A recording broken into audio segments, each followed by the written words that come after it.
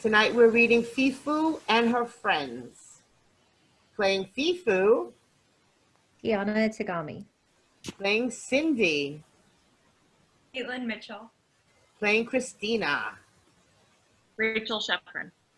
Playing Julia. Devra Seidel. Playing Emma. Ms. Bove. Playing Paula.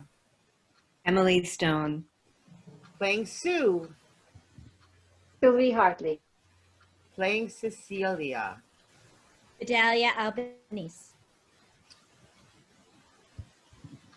The living room of a country house in New England. The decor is a tasteful mixture of styles. To the right is the foyer and the main door. To the left, French doors leading to a terrace, the lawn, and a pond. At the rear, there are stairs that lead to the upper floor, the entrance to the kitchen, and the entrance to the other rooms on the ground floor. A couch faces the audience. There is a coffee table, 2 chairs on each side of the table. Upstage right, there's a piano. Against the right wall, there's an open liquor cabinet. Besides bottles of liquor, there are glasses, an ice bucket, and a seltzer bottle. A double-barrel shotgun leans against the wall near the French doors. On the table, there is a dish with chocolates. On the couch, there is a throw. Fefu stands on the landing. Cindy lies on the couch. Christina sits on the chair to the right.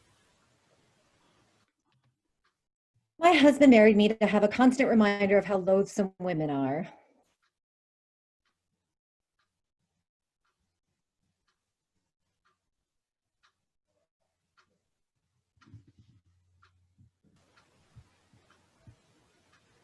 Cindy? What? Yep. That's just awful. No, it isn't. Isn't it awful? No. I don't think anyone would marry for that reason. He did. Did he say so? He tells me constantly. Oh dear. I don't mind. I laugh when he tells me. You laugh? I do. How can you? It's funny. And it's true. That's why I laugh. What is true? That women are loathsome. Fefu. That shocks you. It does. I don't feel loathsome. I don't mean that you are loathsome. You don't mean that I'm loathsome. No. It's something to think about. It's a thought.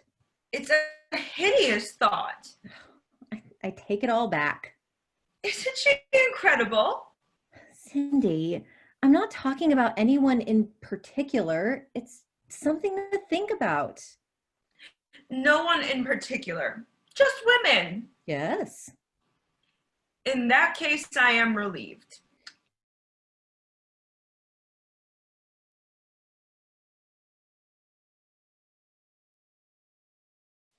Have you ever heard anything so outrageous? I'm speechless. Why are you speechless? I think you are outrageous. Don't be offended. I don't take enough care to be tactful. I know I don't. But don't be offended. Cindy's not offended. She pretends to be, but she isn't really. She understands what I mean. I do not. Yes, you do. I like exciting ideas. They give me energy. And how is women being loathsome an exciting idea? It revolts me.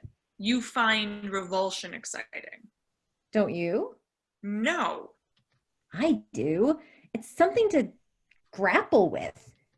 What do you do with revulsion? I avoid anything that's revolting to me. You too? Yes. Have you ever turned a stone over in damp soil? And when you turn it over, there are worms crawling on it? And it's damp and full of fungus? Were you revolted? Yes. Were you fascinated? I was. There you have it. You too are fascinated with revulsion. You see, that which is exposed to the exterior is smooth and dry and clean. That which is not, underneath, is slimy and filled with fungus and crawling with worms. It's another life that is parallel to the one we manifest. It's there, the way the worms are underneath the stone. If you don't recognize it,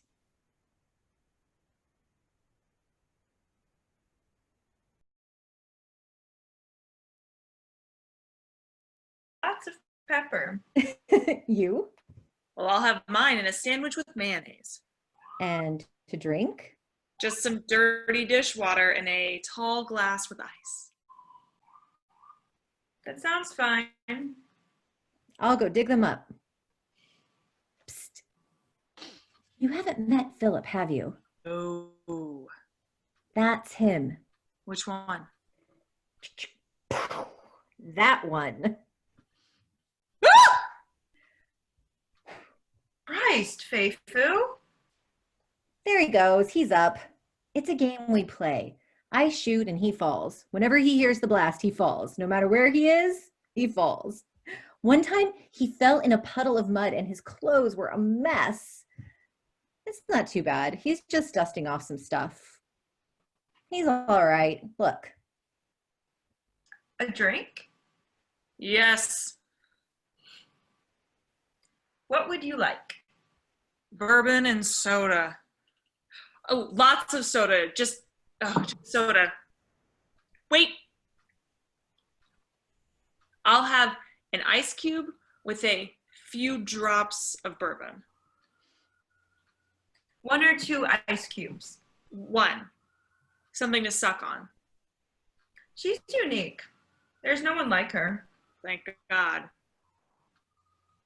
But she is lovely, you know. She really is. She's crazy. A little.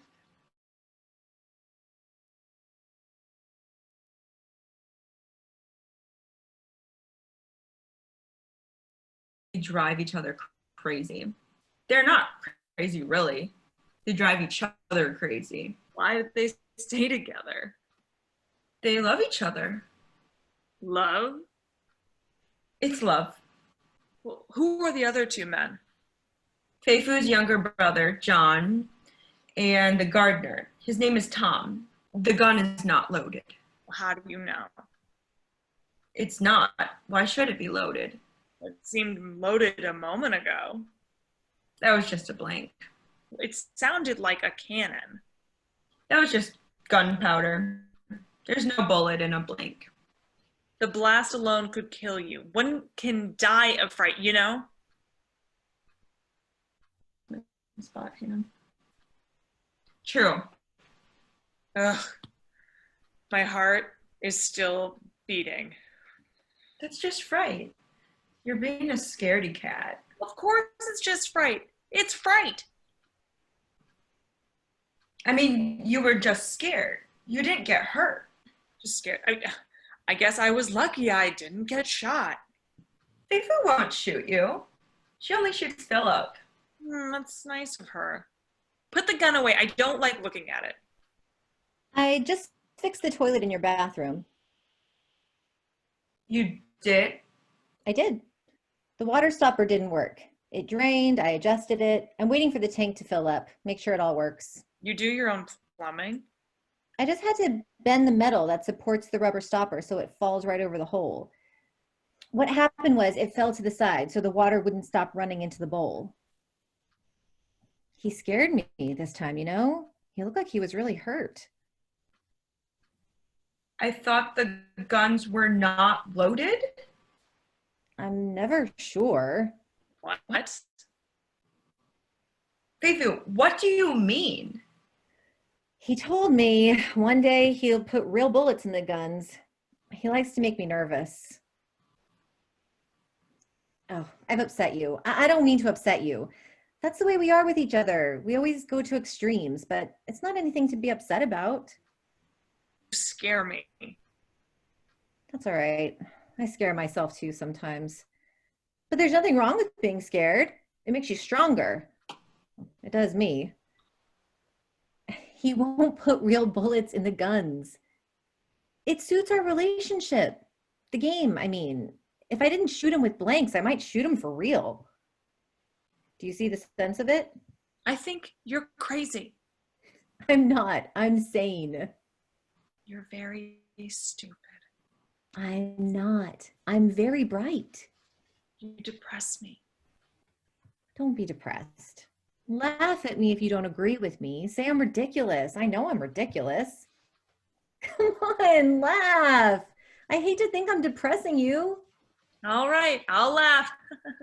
I'll make you a drink. No, I'm just sucking on ice. Don't you feel well? I'm all right. What are you drinking? Bourbon. Would you like some more? I'll get you some. Just a drop. Like that? Yes. Thank you. That's the cutest thing I've ever seen. It's cold.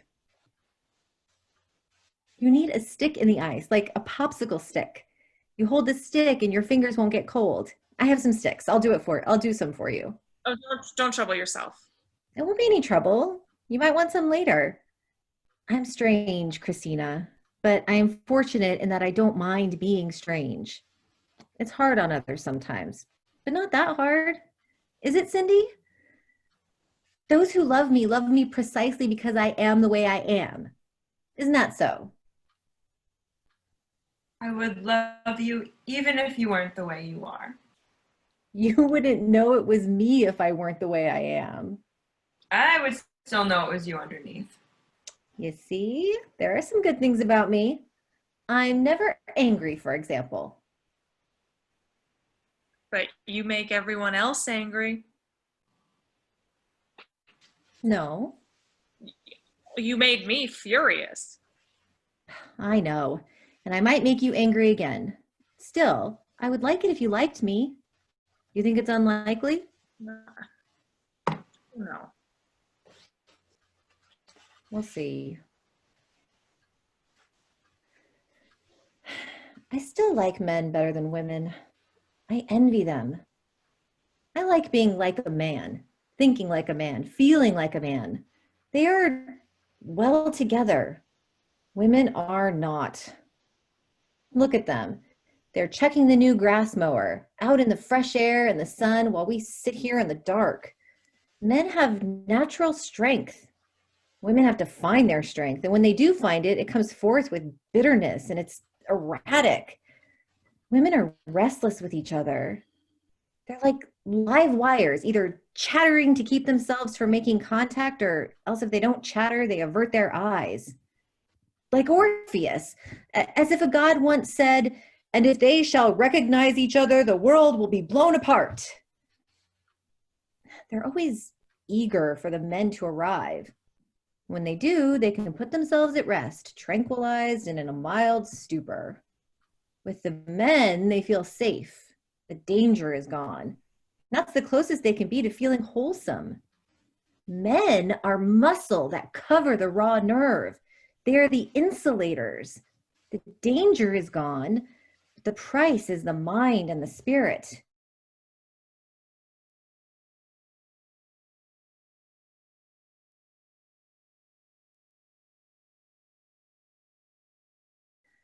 Do you know, perhaps the heavens would fall. Have I offended you again? No. I too have wished for the trust men have for each other.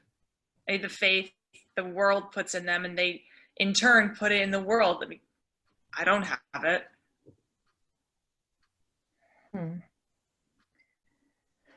Well, I have to see how my toilet is doing.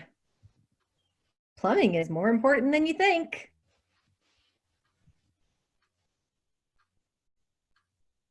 What do you think? Think?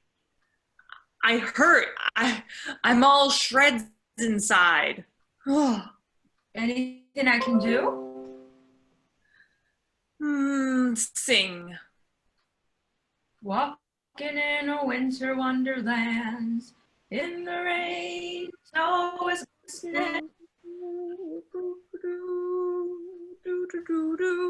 Beautiful sun. We go Aw, To Wonderland. it's Julia. Are you all right? Yes. Darn it. Julia, let me help you. I can manage. I'm much stronger now. There you go. You have my bag. Yes. Hello, Cindy. Oh, sorry. Hello, darling. How are you? I'm very well now. I'm driving now. You must see my car. It's very clever the way they worked it all out. You might want to drive it. It's not hard at all. Christina, Hello, Julia. I'm glad to see you. I'll take this to your room. You're down here if you want to wash up. I can't get used to it. She's better, isn't she? Not really. Was she actually hit by the bullet? No. I was with her. No. I thought the bullet hit her, but it didn't. How do you know if a person is hit by a bullet? Cindy, there's a wound and there's a bullet. Well, the hunter aimed at the deer. He shot. He? Yes. It wasn't. Fefu? No, she wasn't even there. She used to hunt, but she doesn't hunt anymore. She loves animals. Ooh, go on. He shot. Julia and the deer fell. The deer was dead, dying. Julia was unconscious. She had convulsions, like the deer. He died and she didn't. I screamed for help and the hunter came and examined Julia. He said, she is not hurt. Julia's forehead was bleeding. He said, it is a surface wound. I didn't hurt her.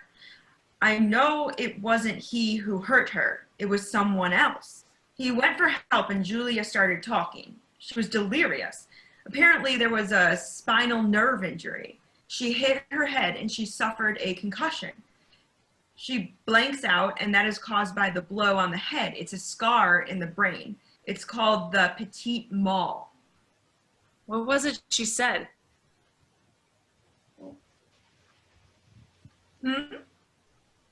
When she was delirious. When she was delirious? That she was persecuted, that they tortured her, that they had tried her and that the shot was her execution, that she recanted because she wanted to live, that if she talked about it to anyone, she would be tortured further, and or because I fear for her. Doesn't make any sense, Cindy. It makes sense to me. You heard? Who hurt her? I don't know. Did you know her? I mean, I met her once years ago. You remember her then as she was. She was afraid of nothing. Have you ever met anyone like that? She knew so much. She was so young, and yet she knew so much. How did she learn all that? Did you ever wonder? Well, I still haven't checked my toilet. Can you believe that? I still haven't checked it. Well, how long ago was the accident? A little over a year ago. Was she in pain? I don't think so. We are made of putty, aren't we? Emma, what is that you're wearing? You look marvelous. I got it in Turkey. Hi, Paula. Sue. Hi.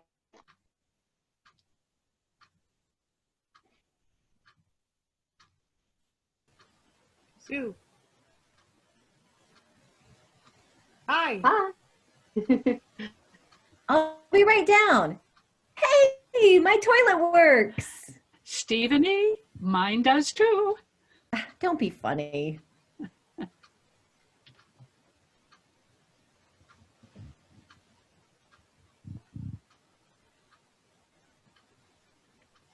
How are you?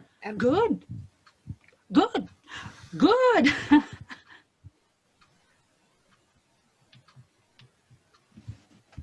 Julia. Emma. It's all right. Take me for a ride. Ooh. Hi, Cindy, Paula, Sue, Fefu. Do you know Christina? What do you do? How do you do? Sue, Paula. Hello. Hello. Hello. I liked your talk at the Flossie Crit. Oh, Oh, God. God, don't remind me. Don't remind me. I thought I was, oh, sorry, Fefu. Oh, God, don't remind me. I thought I was awful. Come, I'll show you your rooms. I thought you weren't. I found it very stimulating. When was that? What was it on? Aviation. It wasn't on aviation. It was on Voltairine du Clerieux. I wish I had known.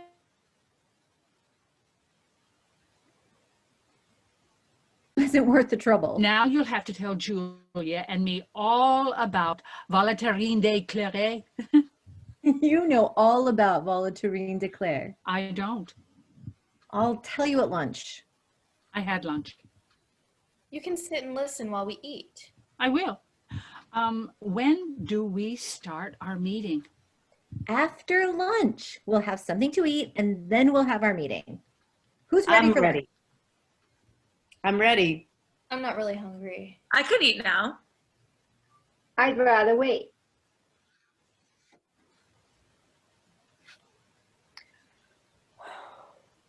I'll have coffee.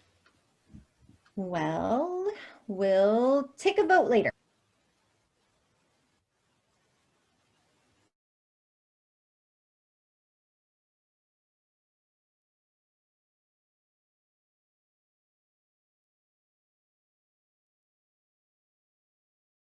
About so we don't duplicate what someone else is saying. And then we have a review of it, sort of rehearsal. So we know in what order we should speak and how long it's going to take. We should do a rehearsal in costume. What color should each wear? It matters. Do you know what you're wearing? I haven't thought about it. What color should I wear? Red. Red. Cherry red or white. And I? Dark green. The treasurer should wear green. The treasurer. It suits her too. And then we'll speak in order of color. Right. Who else wants to know? For you, lavender, purpura. For you, all the gold in Persia. There is no gold in Persia. In Peru. I brought my costume. I'll put it on later. You're not in costume? No, this is just my dress. My costume is dramatic. I won't tell you any more about it. You'll see. I had no idea we were going to do theater. Life is theater. Theater is life. If we're showing what life can be, we must do theater. Will I have to act? It's not acting, it's being. It's springing forth with the powers of the spirit. It's breathing. I'll do a dance. I'll stage a dance for you. Sitting? On a settee. Game. Philip, what are you doing? Hello? Hello? John? What? I'm staging a dance for Julia. We'll never see her again. Come. It's a blank. She's hurting herself. Julia, she's absent. What do we do? Nothing. She'll be all right in a moment. Blank. It is. She's hurting herself. I must lie down a while. Call me if you need anything. I will. Cindy tries to put the slug in the rifle. There's a second sound of a car, a door opening and closing. Do you know?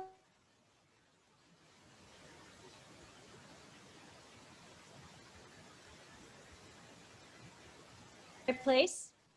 Yes. Cindy locks the gun, fades, lights fade all around Cecilia. Only her head is lit. The light fades. Part 2. Part 2. On the lawn. There's a bench or a tree stump. Fefu and Emma bring boxes of potatoes, carrots, beets, winter squash, and other vegetables from a root cellar and put them in a small wagon. Fefu wears a hat and gardening gloves. Do you think about genitals all the time? Genitals? No, I don't think about genitals all the time. I do, and it drives me crazy. Each person I see in the street, anywhere at all, I keep thinking of their genitals, what they look like, what position they're in. I think it's odd that everyone has them, don't you? No, I think it would be odder if they didn't have them. I mean, people act as if they don't have genitals. How do people with genitals act? I mean, how can businessmen and women stand in a room and discuss business without even one reference to their genitals?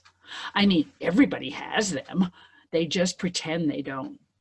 See, you mean they should do this all the time? No, I mean that. Think of it. Don't you think I'm right? Yes, I think you're right. Oh, Emma. That's my name. Yep, that's my name. Well, you see, it's generally believed that you go to heaven if you are good. If you're bad, you go to hell. That is correct. However, in heaven, they don't judge goodness the way we think. They don't. No, they have a divine registry of sexual performance. In that registry, they mark down every little sexual activity in your life. If your faith is not entirely in it, if you just perform as an obligation and you don't feel the most profound devotion, if your spirit, your heart, and your flesh is not religiously delivered to it, you are condemned. They put you down in the black list and you don't go to heaven. Heaven is populated with divine lovers, and in hell live the duds. That's probably true. I knew that you'd see it that way. Oh, I do.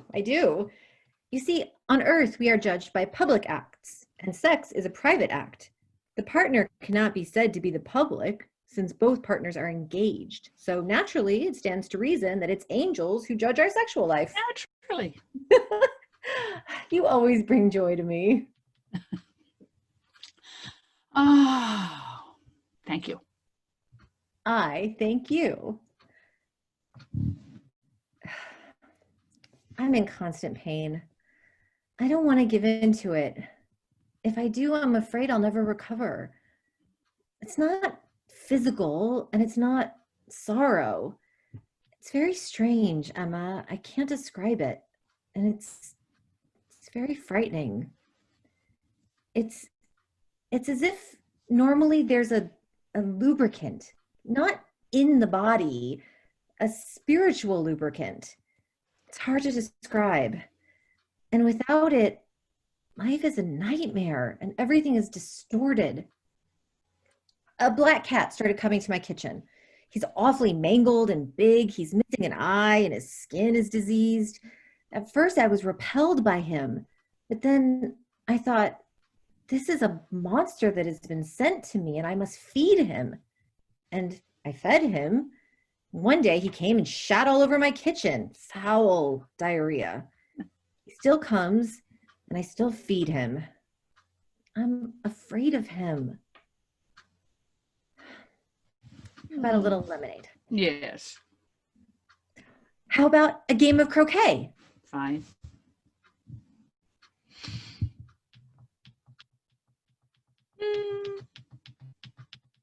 Oh, oh, oh, oh. Not from the stars do my judgment pluck, and yet methinks I have astronomy, but not to tell you of good or evil luck, of plagues, of dearths, or seasons' quality, nor can I fortune to brief minutes tell, pointing to each his thunder, rain, and wind, or say, with princes, if it shall go well, by oft predict that I in heaven find. But from thine eyes my knowledge I derive, and constant stars, in them I read such art as truth and beauty shall together thrive. If from thyself to store thou wouldest convert, or else of thee thus I prognosticate, thy end is truth and beauty's doom and date. In Fefu's entrance is delayed. Emma will sing the popular song of the period. Fefu re-enters with a pitcher and 2 glasses. In the study, there are books on the walls, a desk, Victorian chairs, a rug on the floor. Christina sits behind the desk. She reads a French textbook. She mumbles French sentences. Cindy sits next to the left of the desk with her feet up on a chair. She looks at a magazine. A few moments pass.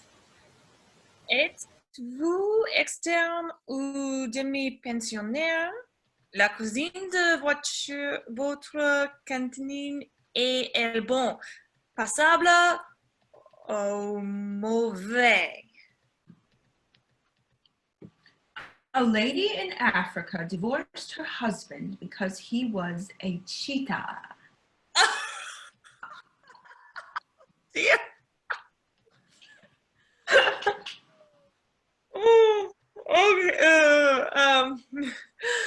Est-ce que votre professeur interroge souvent les élèves?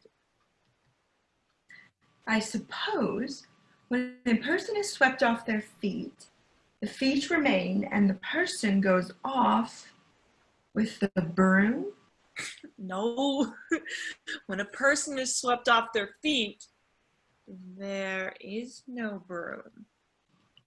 What does the sweep mean? An emotion. A feeling. The emotions have bristles? Yes. Now I understand. Do the feet remain? No, the feet fly also, but separate from the body. At the end of the leap, just before the landing, they join ankles and one is complete again. Oh, sounds nice. It is. Being swept off your feet is nice. Anything else? Not for now.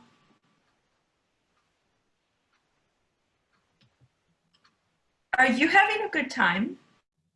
Yes. I'm very glad I came. Do you like everybody? Yes, Do you like Fefu? I do. I mean, she confuses me a little. I try to be honest, and I wonder if she is. I don't mean that she doesn't tell the truth.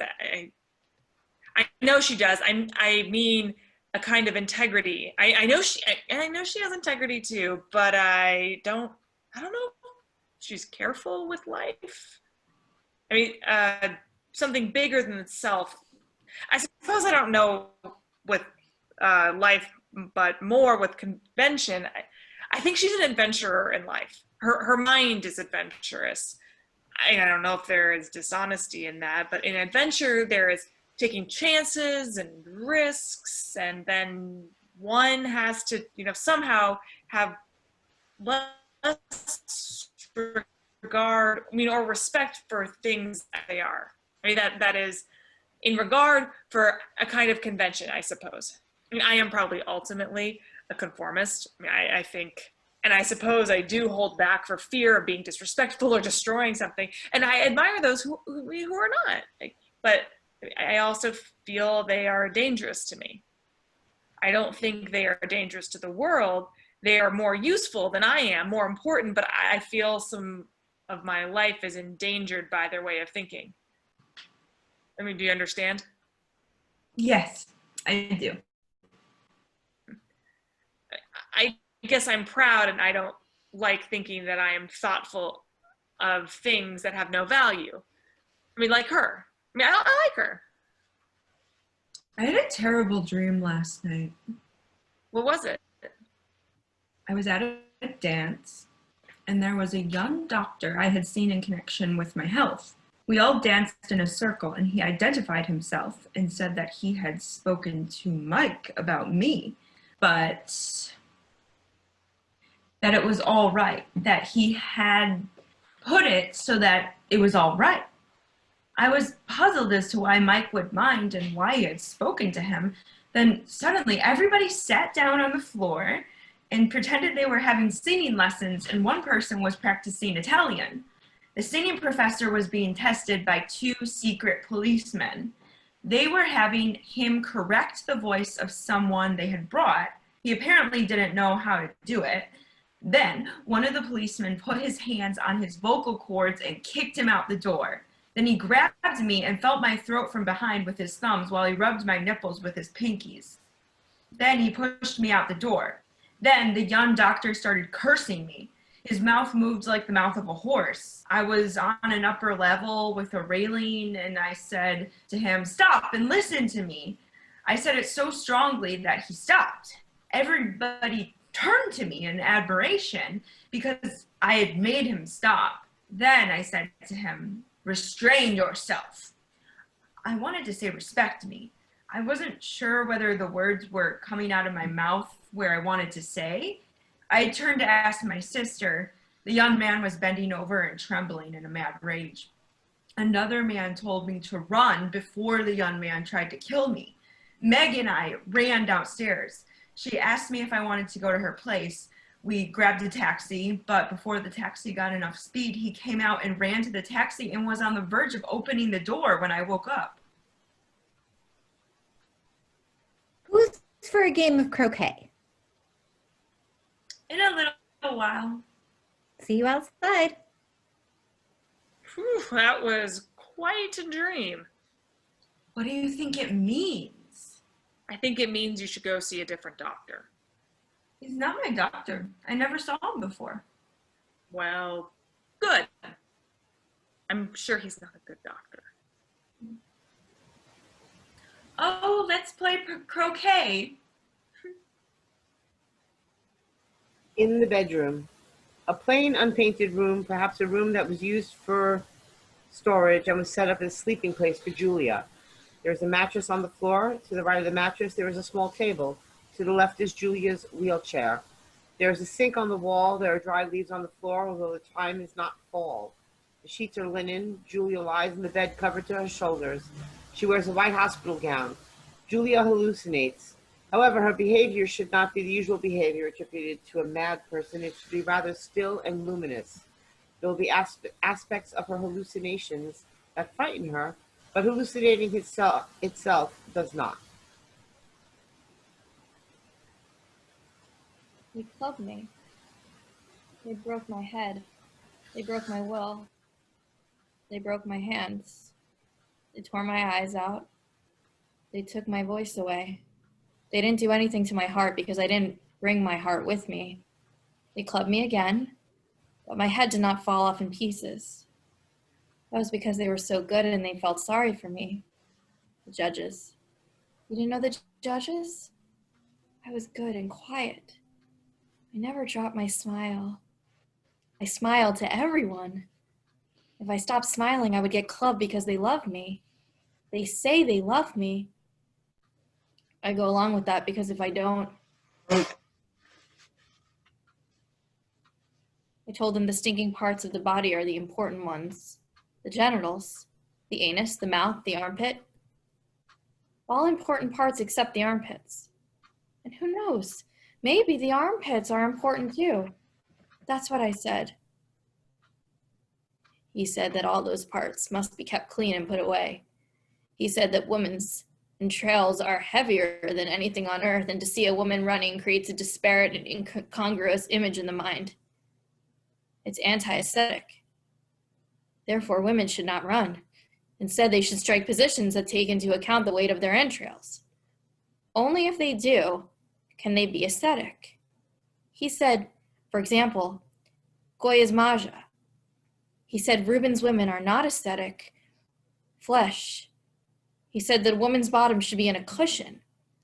Otherwise, it's revolting. He said there are exceptions. Ballet dancers are exceptions. They can run and lift their legs because they have no entrails. Isadora Duncan had entrails. That's why she should not have danced. But she danced and for this reason became crazy. She wasn't crazy. She was. He said that I had to be punished because I was getting too smart. I'm not smart. I never was. Neither is Fefu smart. They're after her too. Well, she's still walking.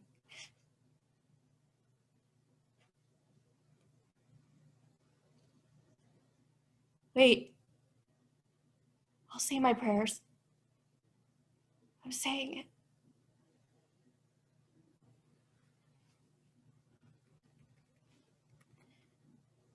You don't think I'm going to argue with them, do you? I repented.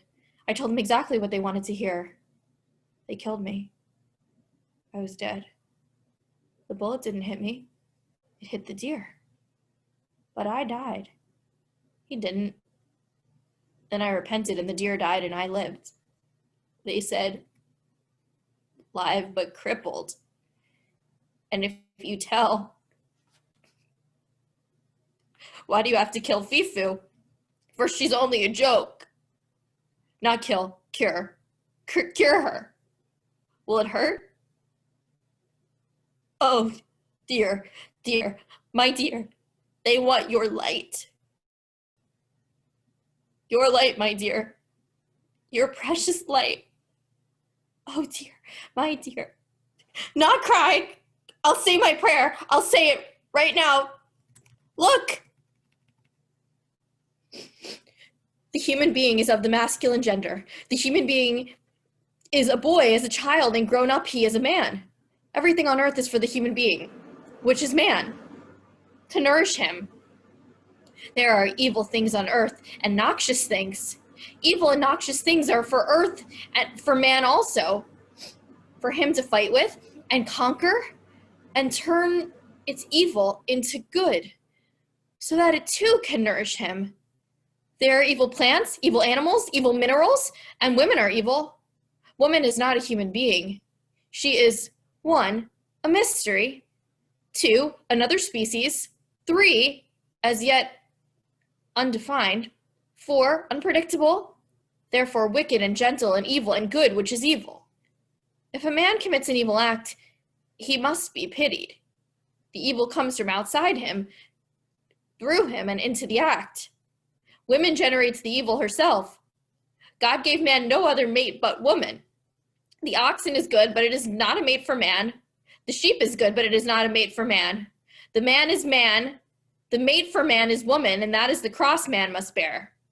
Man is not spiritually sexual. He therefore can enjoy sexuality. His sexuality is physical, which means his spirit is pure. Woman's spirit is sexual. That is why after coitus, they dwell in nefarious feelings, because that is their natural habitat. That is why it is difficult for them to return to the human world. Their sexual feelings remain with them till they die, and they take those feelings with them to the afterlife where they corrupt the heavens, and they are sent to hell, where through suffering they may shed those feelings and return to earth as man. Don't hit me. Didn't I just say my prayer? I believe it. They say when I believe the prayer, I will forget the judges. But when I forget the judges, I will believe the prayer. They say both happen at once. and all women have done it. Why can't I? Julia, are you asleep? No. I brought your soup.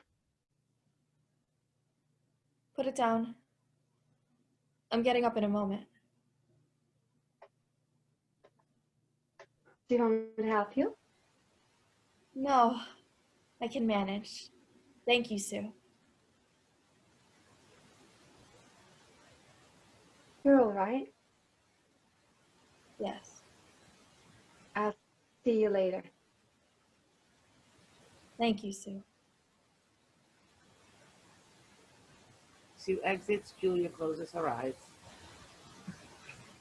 In the kitchen, a fully equipped kitchen, there is a table and chairs and a high cutting table. On a counter next to the stove, there's a tray with a soup dish and a spoon. There's also a ladle. On the cutting table, there are 2 empty glasses. The soup is heating on a burner. A kettle with water sits on the unlit burner. In the fridge, there is an ice tray with wooden sticks on each cube. Wooden sticks in each cube. The sticks should rest on the edge of the ice tray, forming 2 parallel rows like caterpillars lying on its back.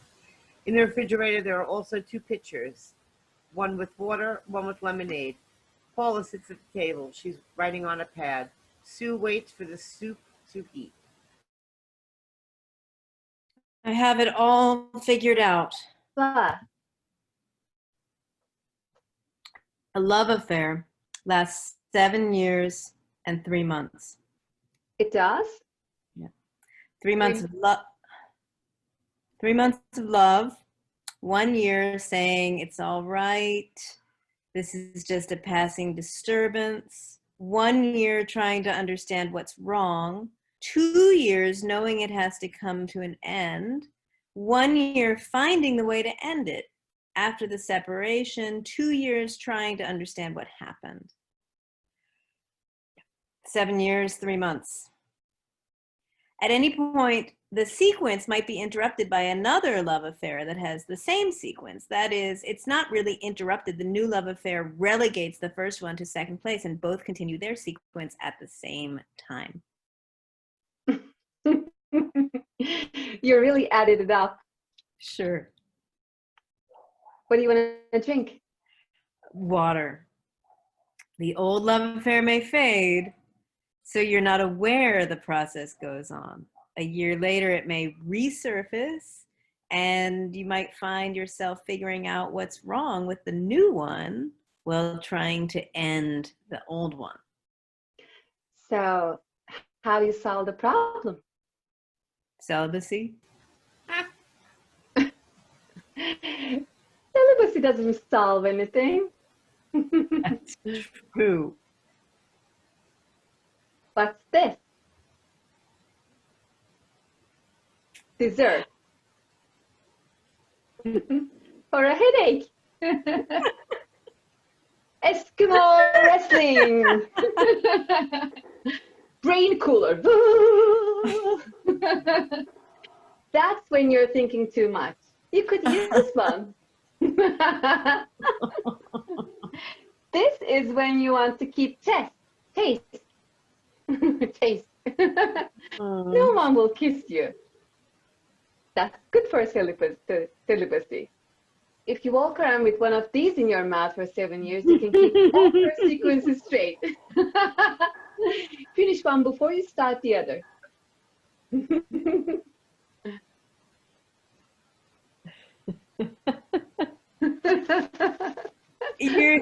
You're leaving that ice cube in there? I'm clean. So what else do you have on love? Well, the breakup takes place in 3 parts. The brain, the heart, the body. Mutual things, shared things. The mind leaves, but the heart is still there. The heart has left, but the body wants to stay. The body leaves, but the things are still at the apartment. You must come back. You move everything out of the apartment, but the mind stays behind. Memory lingers in the place. 7 years later, perhaps 7 years later, it doesn't matter anymore. Perhaps it takes longer. Perhaps it never ends. It depends. Yep. It depends. Something is bothering you. No. I'm going to take this to Julia. Go ahead. May I come in? Yes. Would you like something to eat? No, I ate lunch. I didn't eat lunch. I wasn't very hungry. I know. Would you like some coffee? I'll have tea. I'll make some. No, you sit. I'll make it. Here it is. I've been meaning to call you. It doesn't matter. I know you're busy. Still, I would have called you, but I really didn't find the time. Don't worry. I wanted to see you again. I want to see you often. There's no hurry. Now we know we can see each other. Yes, I'm glad we can. I have thought a great deal about my life since I saw you. I have questioned my life. I can't help doing that. It's been many years, and I wondered how you see me now. You're the same.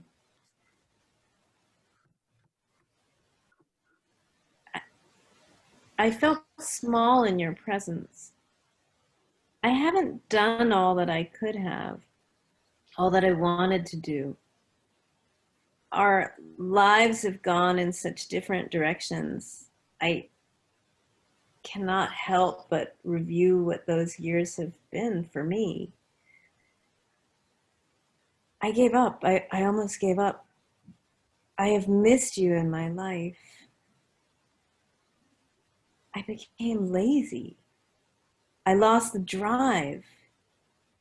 You abandoned me and I kept going, but after a while I didn't know how to. I didn't know how to go on. I knew why when I was with you, to give you pleasure, so we could laugh together, so we could rejoice together, to bring beauty to the world. Now we look at each other like strangers. We're guarded. I speak, and you don't understand my words. I remember every day. Emma and I are going to play croquet. You want to join us?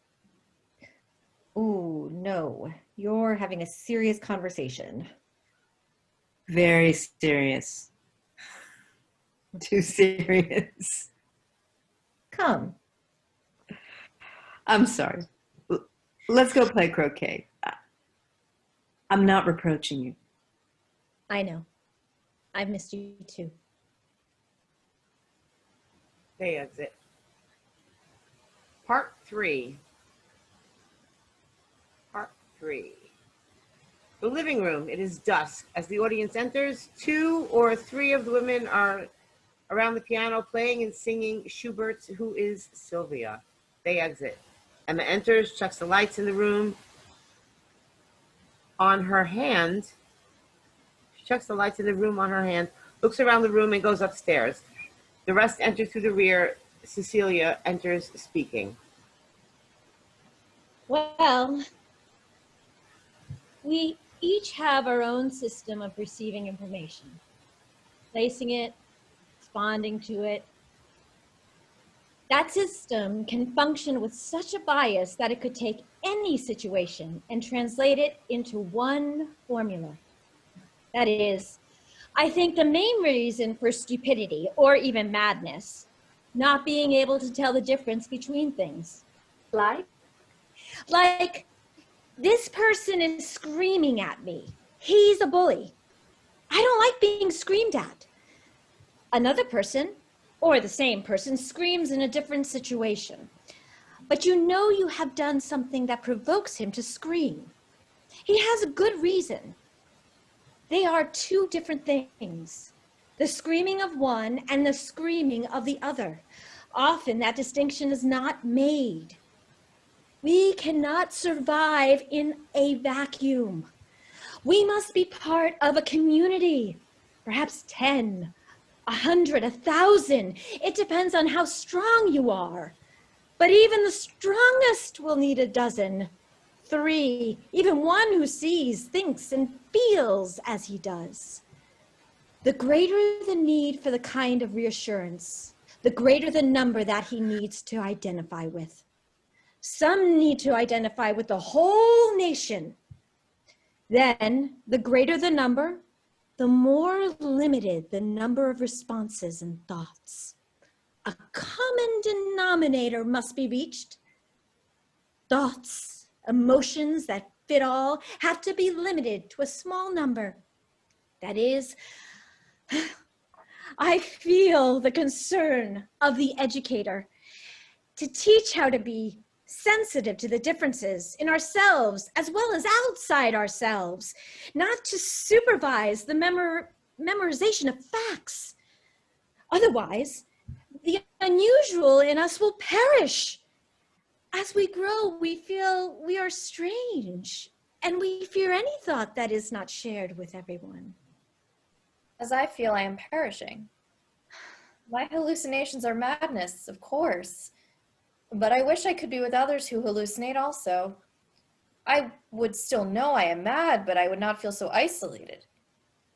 Hallucinations are real, you know? They are not like dreams. They are as real as all of you here. I have actually asked to be hospitalized so I could be with other nuts. But the doctors don't want to. They can't diagnose me.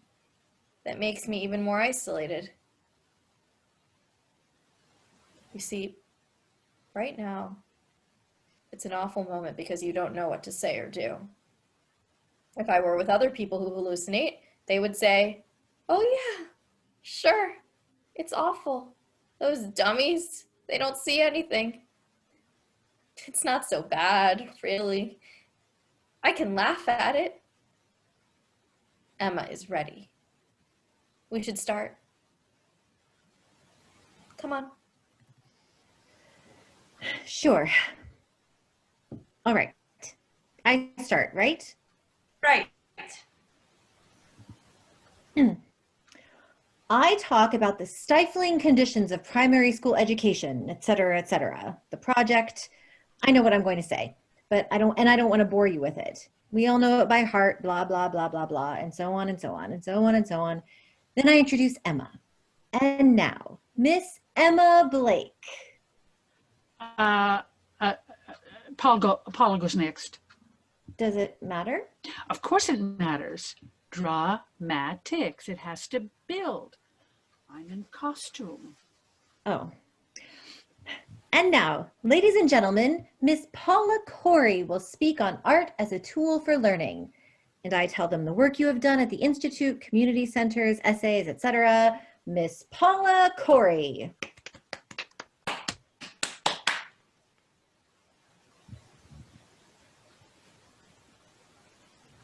Unmute. Ladies and gentlemen, I, like my fellow educator and colleague, Stephanie Beckman. I'm not an educator. What are you? A do-gooder? A Girl Scout? Well, I, like my fellow Girl Scout, Stephanie Beckman, say blah, blah, blah, blah, blah, blah, and I offer the jewels of my wisdom and experience, which I will write down and memorize. Otherwise, I would just stand there and stammer and go blank. And even after I memorize it, I'm sure I will just stand there and stammer and go blank. I'll work with you on it. However, after our colleague, Miss Emma Blake, works with me on it, my impulses will burst forth through a symphony of eloquence. Breathe in and bow.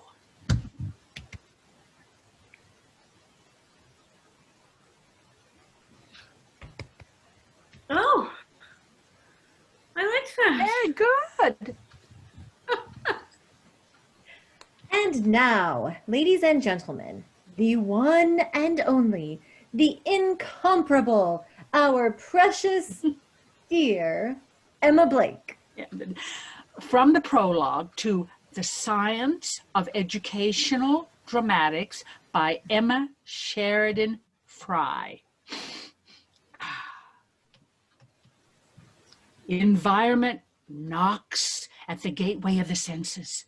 A rain of summons bears upon us night and day. We do not answer. Everything around us shouts against us, struggles with our unwillingness, batters our walls, flashes into our blindness, strives to sieve through us at every pore, begging, fighting, insisting. It shouts, "Where are you? Where are you?" The signals do not reach us. Society restricts us. School straight jackets us. Civilization submerges us. Privation wirings us. Luxury featherbeds us. The divine urge is checked. The winged horse balks at the road, and we, discouraged, defeated, dismount and burrow into ourselves. The gates are closed, and divine urge is imprisoned at center. Thus we are taken by indifference. That is death.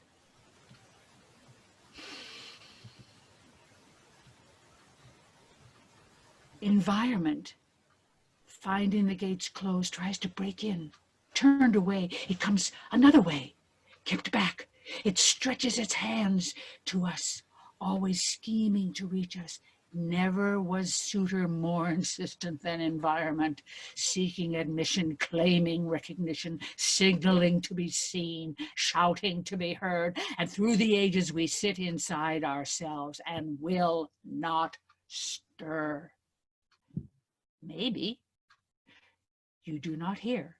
Perhaps signals reach you. Maybe you stir. The gates give. Eternal urge pushes through the stupor of our senses, making paths to meet the challenging suitor, windows through which to see him, ears through which to hear him, environment shouting, "Where are you?" and center battering at the inner side of the wall, crying, "Here I am," and dragging down bars, wrenching gates, prying at portholes, listening at cracks, reaching everywhere, demanding that sense gates be flung open. The gates are open.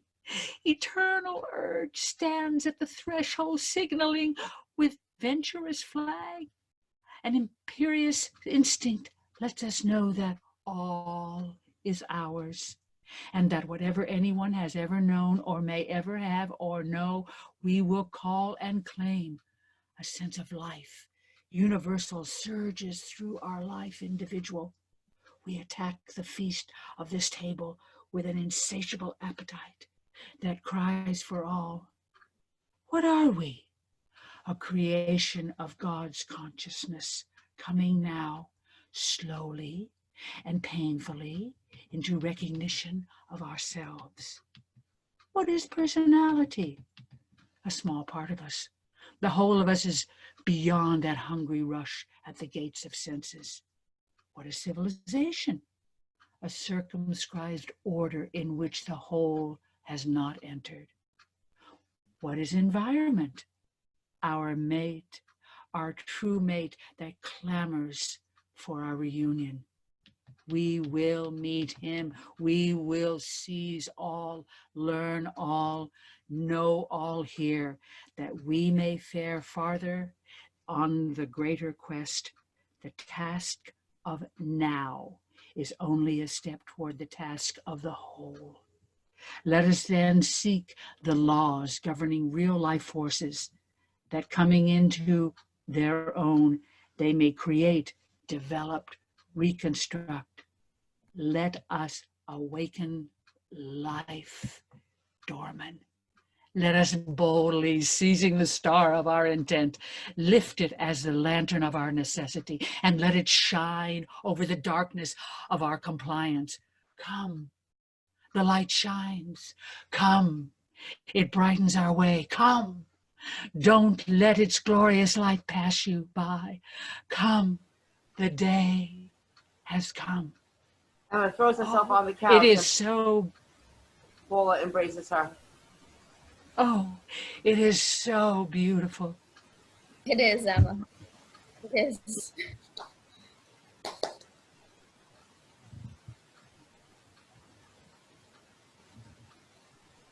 Environment knocks at the gateway. What's next? I introduced Cecilia. I don't think I should introduce Cecilia. She should just come after Emma. Now things don't need introduction. They are happening. Right. Well, as we say in the business, that's a very hard act to follow. Not very hard. It's a hard act to follow. Right. I should say my name first. Yes. Yes. I should breathe too.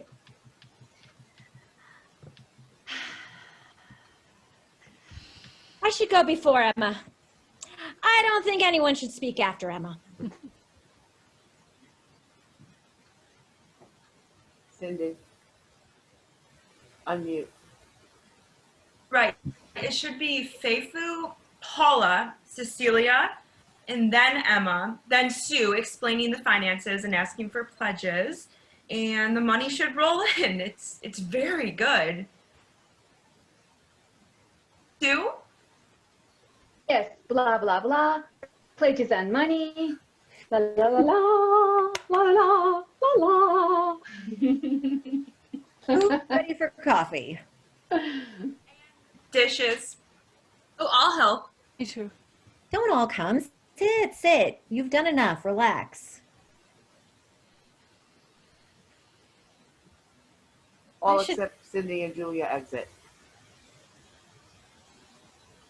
I should go do the dishes. I haven't done anything. You can do them tomorrow. True. So how have you been? Hmm. Let me see. I can tell by looking at your face. Not so bad. Not so bad. They're having a water fight over who's going to do the dishes. Emma and Paula and Sue, all of them. Fefu was getting into it when I left. I mean, Cecilia got out of the back door. Christina walks back into the kitchen with some caution. She runs back and lies on the couch, covering her head with a throw. Emma enters with a pan of water in her hand. She's wet. Cindy and Julia point to the lawn. Emma runs to the lawn. There's a sound of knocking from upstairs. While the following conversation goes on, Emma, Sue, Cindy, and Julia engage in water fights in and out of the living room. The screams, laughter, and water splashing may drown out the words. Open up! There's no one here. Open up, you coward! I can't. I'm What are busy. you doing? I have a man in here. Okay, I'll wait. Take your time. It's going to take quite a while. It's all right. I'll wait. Do me a favor. Sure. Open up and I'll do you a favor. The sound of a pot falling and a door slamming. Fill it up for me. Okay. Thank you. Here's water. Open up. Leave it there. I'll come out in a minute. Okay. Here it is. I'm leaving now. Loud steps. Paula comes down with a filled pan. Emma hides by the entrance to the steps. Emma splashes water on Paula. Paula splashes water on Emma. Sue appears with the full pan. Truce! Who's the winner? You are. Do the dishes. I am the winner. You do the dishes. Line up. Gotcha! Please don't. Please don't. Truce. Truce. Okay, line up. Get in there. Start doing those dishes. It's over. It's over. Oh, we're safe.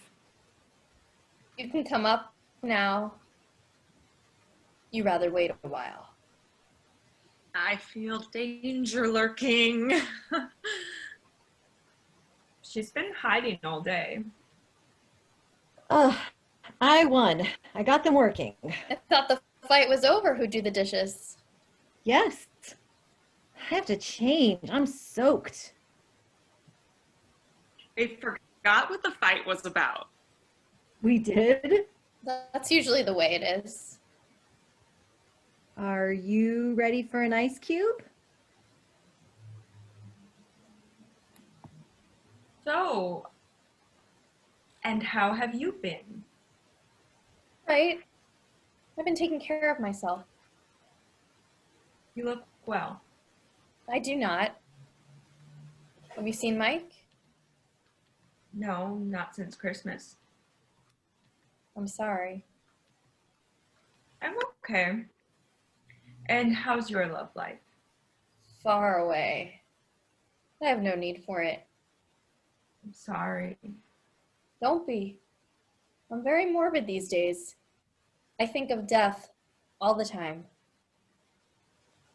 Anyone for coffee? Anyone take milk? Should we go in? I'll bring it out. I feel we are constantly threatened by death. Every second, every instant, it's there. And every moment, something rescues us. Something rescues us from death every moment of our lives. For every moment we live, we have to thank something. We have to be grateful to something that fights for us and saves us. I have felt lifeless and in the face of death. Death is not anything. It's being lifeless, and I have felt lifeless sometimes for a brief moment. But I've been rescued by these guardians. I am not sure who these guardians are. I only know they exist because I have felt their absence. I think we have come to know them as life, and we have become familiar with certain forms they take. Our sight is a form they take. That is why we take pleasure in seeing things, and we find some things beautiful. The sun is a guardian. Those things we take pleasure in are usually guardians. We enjoy looking at the sunlight when it comes through the window, don't we? We, as people, are guardians to each other when we give love.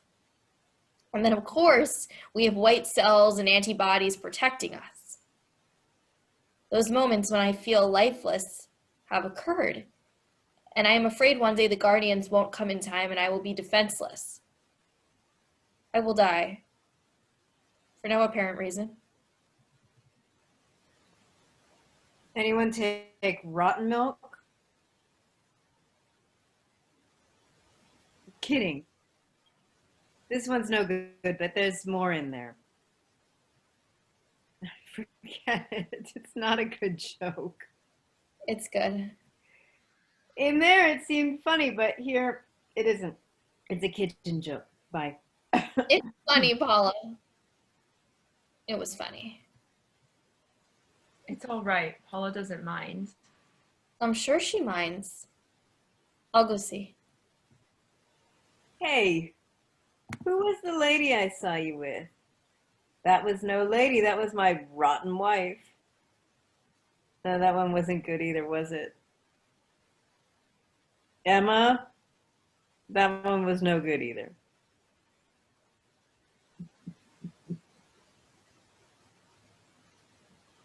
What are you doing? What? Oh, okay. They're plotting something. Ladies and gentlemen, ladies, since our material is too shocking and avant-garde, we have decided to uplift our subject matter so it's more palatable to the sensitive public.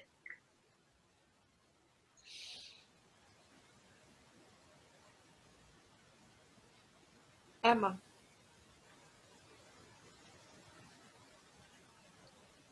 Say cheese.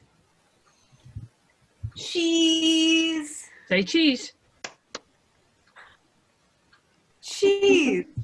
All success, success. Make it clean and you'll succeed. Coffee's in the kitchen. Oh, I brought theirs out. Oh, so we have it here? We can all go in the kitchen. Either here or there. I'm exhausted. Is the war over? Yes. It's nice out. Where's everybody? In the kitchen, having coffee. We must talk. Not now, I'll call you. When? I don't know. I don't want you, you know. I know. No, you don't. I'm not lusting after you. I know that. I'll call you. When? As soon as I can. I won't be home then. When will you be home? I'll check my book and let you know. Do that. I'll be leaving after coffee. I'll say goodbye now. Goodbye.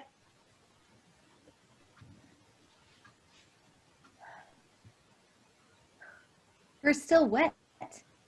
I'm going to change now. Do you need anything? No, I have something to change to. Thank you. Paula goes upstairs. Fefu stands by the steps. She is downcast. As the lights shift into an eerie tone, Julia enters in slow motion, walking. She goes to the coffee table, gets a sugar bowl, lifts it in Fefu's direction, takes the cover off, puts it back on, and walks to the kitchen.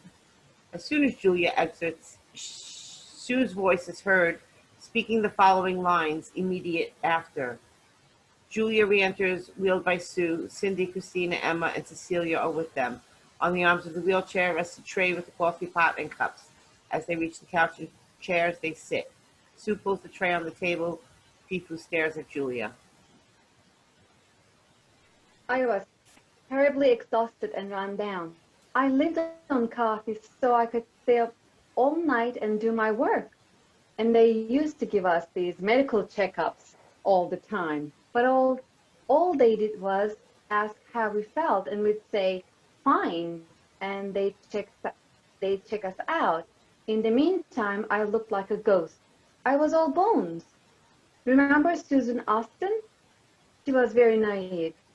And when they asked her how she felt, she said she was nervous and she wasn't sleeping well.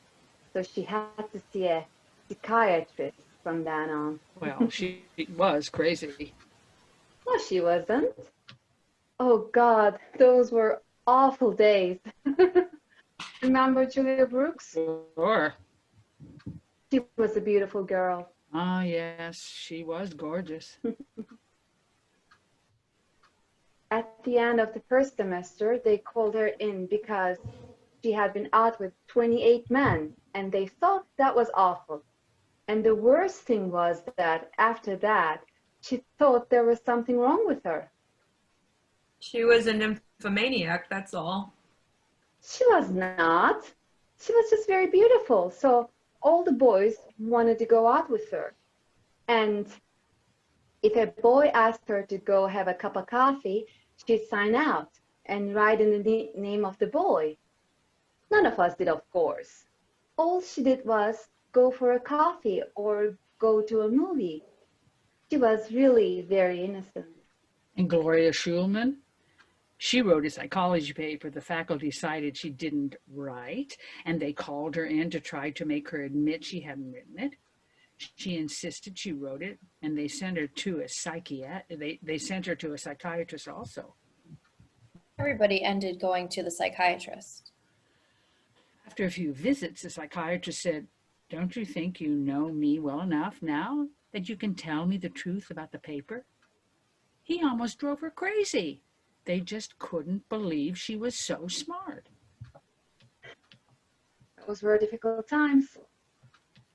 We were young. That's why it was difficult. On my first year, I thought you were all very happy. I had been so deprived in my childhood that I believed the rich were all happy. During the summer, you spent your vacations in Europe or the Orient. I went to work and I resented that.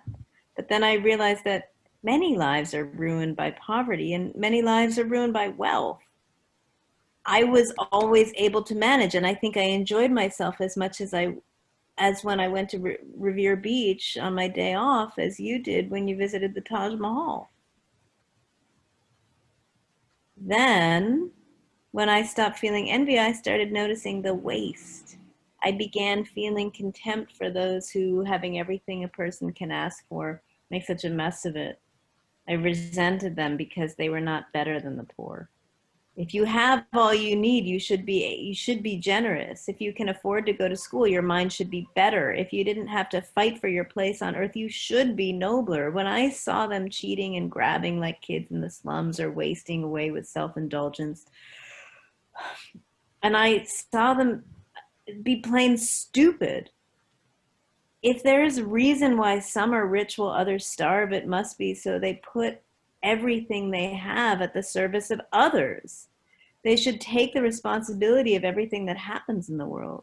They are the ones who can influence things. The poor don't have the power to change things. I think we should teach the poor and let the rich take care of themselves. I'm sorry. I know that's what we're doing. That's what Emma has been doing. I'm sorry. I guess I feel it's not enough. Oh.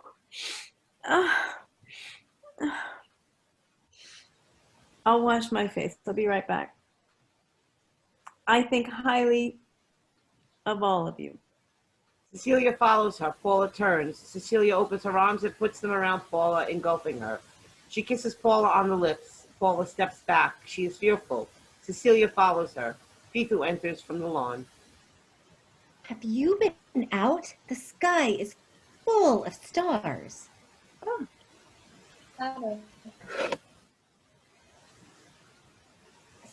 Stay a moment, will you? Of course.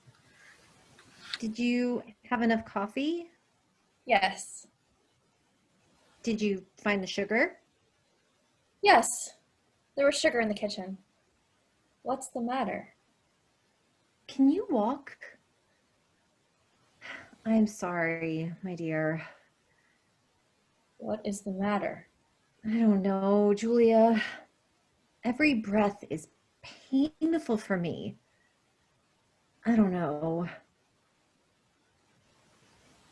I think you know.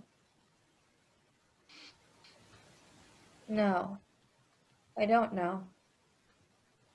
I haven't seen much of you lately. I have thought of you a great deal. I always think of you. Cindy tells me how you are. I always ask her, how is Philip? Things are not well with Philip? No. What's wrong? A lot is wrong. He loves you. He can't stand me. He loves you. He's left me. His body is here, but the rest is gone. I exhaust him. I torment him, and I torment myself. I need him, Julia. I know you do. I need his touch. I need his kiss. I need the person he is. I can't give him up. I look into your eyes and I know what you see. It's death. Fight! I can't. I saw you walking. No, I can't walk. You came for sugar, Julia. You came for sugar. Walk. You know I can't walk. Why not? Try. Get up. Stand up. What is wrong with you? You have given up. I get tired. I get exhausted. I am exhausted. What is it you see? What is it you see? Where is it you go that tires you so? I can't spend time with others. I get tired. What is it you see? You want to see it too? No, I don't. You're nuts and willingly so. You know I'm not. And you're contagious. I'm going mad too. I try to keep away from you. Why? I might be harmful to you. Why? I am contagious. I can't be what I used to be. You have no courage. You're being cruel. I want to rest, Julia. How does a person rest?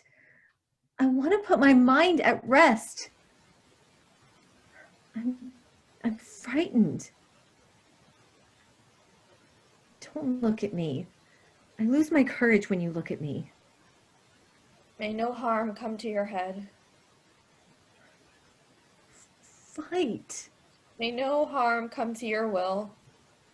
Fight, Julia. Fefu starts shaking the wheelchair and pulling Julia off the wheelchair. I have no life left. Fight, Julia. May no harm come to your hands. I need you to fight. May no harm come to your eyes. Fight with me. May no harm come to your voice. Fight with me. May no harm come to your heart. Now I've done it, haven't I? You think I'm a monster. Forgive me if you can. I forgive Fefu What gets- in the world? What in the world are you doing with that gun? I'm going to clean it. I think you better not. You're silly. I don't care if you shoot yourself. I just don't like the mess you're making. I enjoy betting it won't be a real bullet. You want to bet? No. You all right? you. Yes. Can I get you anything? Water. Put some sugar in it. Could I have a damp cloth for my forehead? I didn't tell her anything. Did I? I didn't. About what? She knew. There's the sound of a shot. Christina and Cecilia run out. Julia puts her hand to her forehead. Her hand goes down slowly. There is blood on her forehead. Her head falls back. Fefu enters holding a dead rabbit. I killed it. I just shot and killed it. Julia. Dropping the rabbit, Fefu walks to Julia and stands behind the chair as she looks at Julia. Sue and Cindy enter from the foyer, Emma and Paula from the kitchen, Christina and Cecilia from the lawn. They surround Julia and the lights fade. Ooh. Yay.